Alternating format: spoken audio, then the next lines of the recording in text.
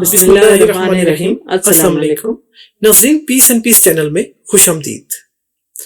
بہترین صبح وہ ہے جو اللہ پاک کے ذکر سے شروع ہو۔ اللہ کو عاجزی، انکساری، درگزر اور توبہ کرنے والے بہت پسند آتے ہیں۔ اللہ کی قربت کا بہترین راستہ عاجزی ہی ہے۔ اے اللہ، ہمیں بھی عاجزی، انکساری، درگزر اور توبہ کرنے والوں میں شامل فرما، آمین۔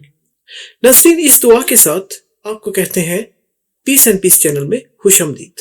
ناظرین، آج ہم شیئر کرنے جا رہے ہیں آپ سے حضرت عیسیٰ علیہ السلام کی سٹوری، جس میں حضرت عیسیٰ علیہ السلام کو اللہ تعالیٰ نے کیا کیا خصوصیات دی تھی، اور وہ اللہ کے حکم سے بآسانی ہر کام کر لیتے تھے۔ تو ان کے بارے میں، ان کی خصوصیات کے بارے میں آپ بتائیں، اللہ تعالیٰ کے حکم سے کیا کیا وہ کرتے تھے۔ ناظرین، یہ ذکر ہے قرآن پاک کی سورہ المائدہ میں، جس کی آیت نمبر 110۔ اس کا ترجمہ آپ کے ساتھ شیئر کرتے ہیں۔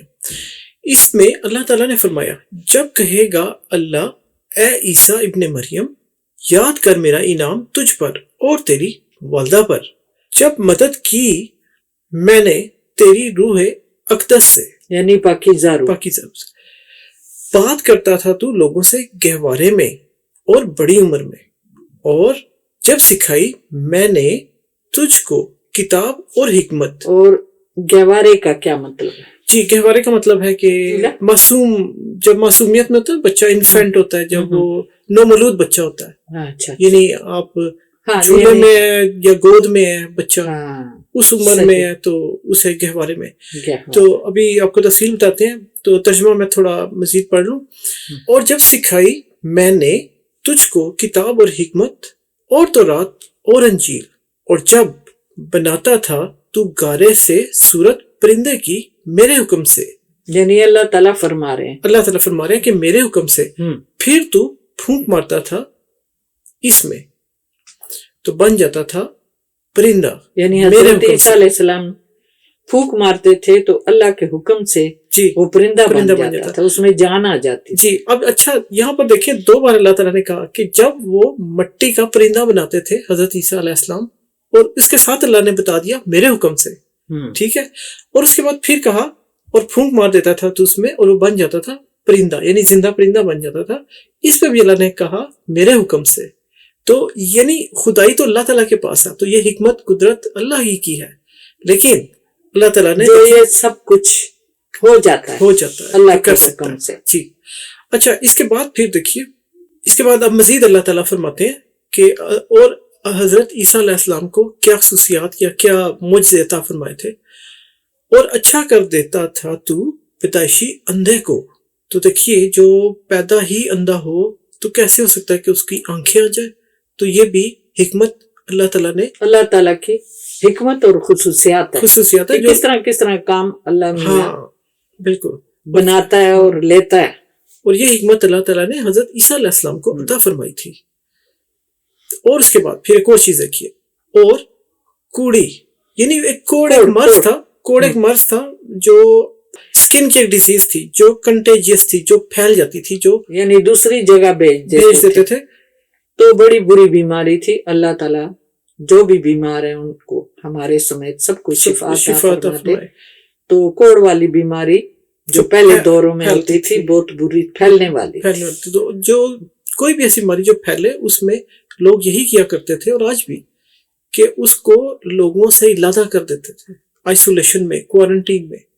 تو اس وقت یہ بہت بڑی ایک سزا کی جیسی ایک بیماری تھی کہ جس کو ہو گئی تو وہ نہیں، سزا ہی ہے نا، کہ مطلب نہیں، بس بڑی بری کیفیت ہوتی تھی، اور یہ کافی پھر موذی شکل اختیار کر لیتی تھی، یعنی کہ وہ بندہ جان سے بھی جا سکتا تھا۔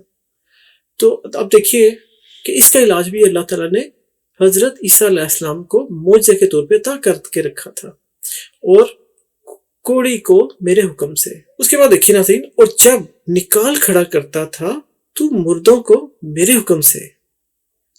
تو یہاں پر دیکھیے کتنی بڑی بات ہے کہ اگر یعنی مردہ ہے تو اس میں بھی اللہ کے حکم سے وہ اس قابل تھے کہ وہ یہ معجزہ کر دکھاتے تھے کہ ان کو زندہ کر دیتے تھے، لیکن اللہ کے حکم سے۔